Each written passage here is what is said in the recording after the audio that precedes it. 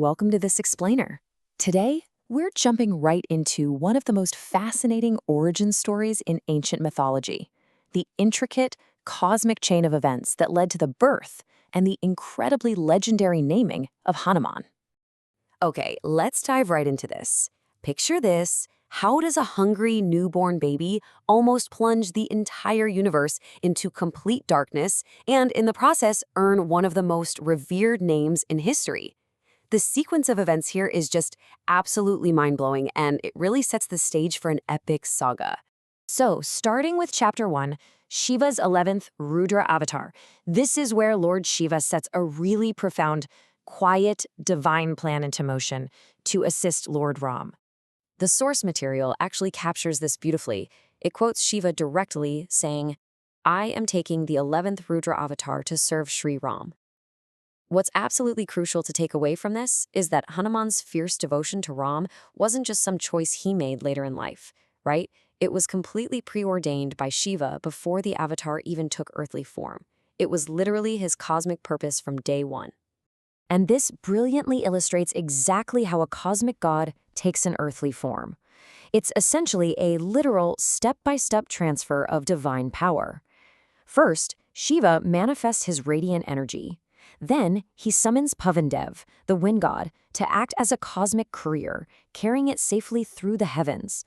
And finally, this energy is carefully delivered straight to the earthly realm, directly to Mother Anjana, who is destined to give birth to this extraordinary being. Which brings us to Chapter 2, the birth of Pawanputra. As you can imagine, this divine transfer brings immense joy to the forest. So the delivery is a massive success. The magnificent child arrives safely to Mother Anjana and the Monkey King Kesari, and this gives us the first of his many names, Pavanputra, meaning son of the wind. You see, before Pavandev delivered Shiva's energy, he asked for a pretty special boon. He wanted the privilege of being considered the child's father. Shiva happily granted this request, so the child was born with the eternal blessing of the wind god, forever tying him to the power, breath, and sheer speed of the wind itself. But that wasn't his only birth name. There's also Bajrang, which translates to one with a strong frame. When Mother Anjana first looked at her newborn child, she just marveled at his incredible physique. She saw these divine, almost indestructible marks on his little body and instantly decided to call him her Bajrang. It was the perfect testament to his innate, God-given strength. All right, moving to Chapter 3, attempting to swallow the sun. Here's where things get really wild, because the newborn baby wakes up incredibly hungry and he just takes off into the heavens. This moment perfectly captures the playful absurdity of the myth. Think about the two totally different perspectives here. From the baby's point of view, he just sees a beautiful, sweet, glowing red fruit hanging up in the sky and he wants breakfast. But from the god's perspective, a magical monkey child is literally swallowing the sun, triggering an absolute cosmic disaster and plunging the entire universe into sudden, terrifying darkness. And that forces a huge reaction in Chapter 4, Indra's Vajra strike. Devraj Indra has to use extreme force to stop this unstoppable kid. Let's move through this timeline and see how fast this crisis escalates. Right at sunrise, the baby flies up. By morning, he's actually swallowed the sun and the universe goes completely pitch black. By mid-morning, a totally panicked Indra arrives and hurls his ultimate weapon, the lightning bolt known as the Vajra, striking the baby. And by noon, the impact frees the sun from the child's mouth, but the baby falls from the sky completely unconscious. And then, the universe just stopped breathing. Literally.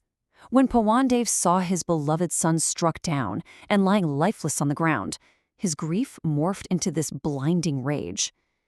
In protest, he completely withdrew himself from the world.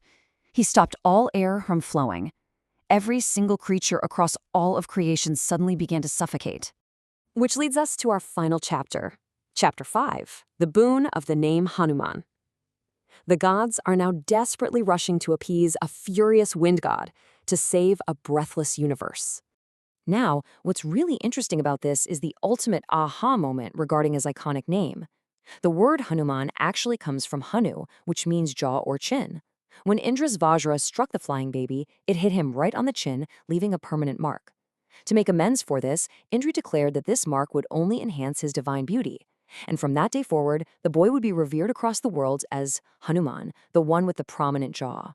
But listen, a cool new name wasn't nearly enough to calm down the wind god. The gods had to offer some serious universe-level reparations. First, Indra restores the baby's consciousness. Then he grants him Vajra-like invincibility, meaning his body becomes practically indestructible. He's also given Ichhamrityu, the power to choose the time of his own death, which essentially makes him immortal. Finally seeing his son transformed into this conscious, invincible powerhouse, Pavande relents and restores airflow to the universe.